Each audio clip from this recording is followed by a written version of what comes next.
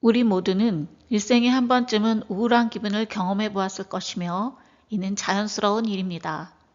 그러나 자신의 생활에 지장을 줄 만큼 우울감이 지속되면서 동시에 신체적, 정신적, 행동적 변화가 수반된다면 이는 우울장애를 의심해 볼 수 있습니다.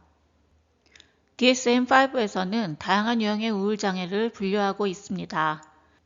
주요 우울장애, 지속성 우울장애, 파괴적 기분조절 곤란장애, 월경전 불쾌장애, 물질 또는 약물로 유발된 우울장애, 기타 의학적 상태와 관련된 우울장애, 그리고 기타 우울장애가 있습니다.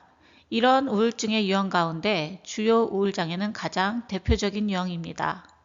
주요 우울장애 DSM-5 진단 기준에 의하면 주요 우울장애는 적어도 2주 이상 동안 대부분의 시간 동안 무기력하거나 흥미가 없거나 기쁨을 느끼지 못하는 것을 포함하여 다음과 같은 증상이 5개 이상 나타나야 합니다.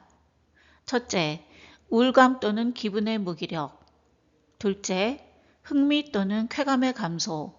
셋째, 체중 변화 또는 식욕의 변화.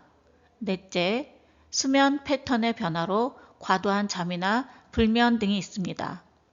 다섯째, 활동 수준의 저하나 또는 지나친 활동 수준 등이 있습니다.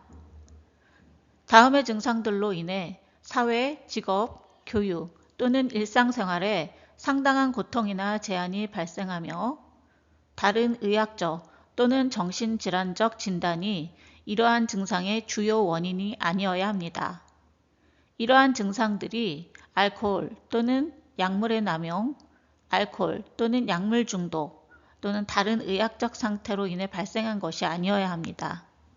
또한 이러한 증상들이 정신병적 장애에 속하지 않아야 합니다.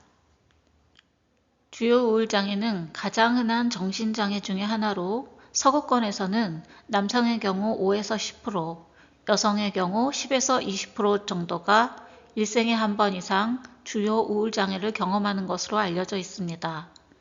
우리나라는 일생에 한 번 이상 주요 우울장애를 보이는 비율이 3에서 5% 정도로 알려져 있으며 현재 인구의 5에서 10%가 주요 우울장애를 앓고 있다고 합니다. 우울장애는 감기처럼 가볍게 여겨질 수 있으나 자살자의 10%가 우울장애를 겪고 있는 만큼 가볍게 지나쳐서는 안 되며 반드시 전문가와의 상담과 치료를 필요로 합니다. 주요 우울장애의 원인으로 심리, 사회적, 생물학적, 유전적인 것 같은 여러 가지 요인들이 다수 제기되나 아직 명확하지는 않습니다. 주요 우울장애는 단일 질환이라기보다는 다양한 원인에 의하여 발생되는 뇌의 장애일 가능성이 높습니다. 환경적 원인으로는 상실과 실패를 의미하는 부정적인 생활사건 등이 있을 수 있으며 정신분석에서는 상실에 대한 반응으로 분노가 자기에게 향해진 현상이라고 설명하고 있습니다. 행동주의에서는 긍정적 강화의 결핍과 혐오적 불쾌 경험의 증가로 우울을 경험할 수 있으며 학습된 무기력 이론에서는 반복적인 좌절 경험으로 인해 학습된 무기력감을 경험하는 데서 기인한다고 합니다.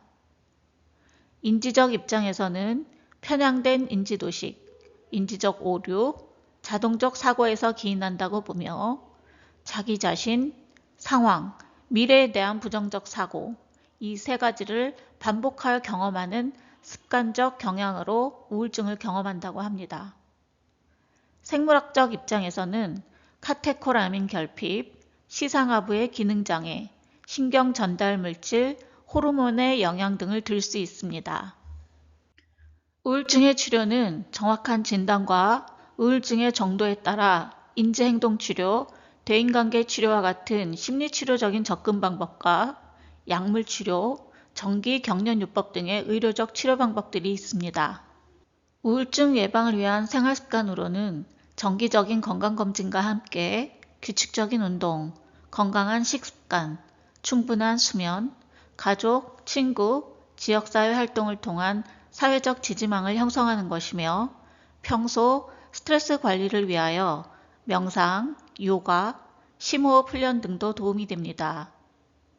규칙적인 생활 습관과 함께 나를 기분 좋게 하는 취미, 관심사, 휴식을 즐기고 긍정적인 자기 대화 및 자기 돌봄을 유지하는 것이 중요합니다.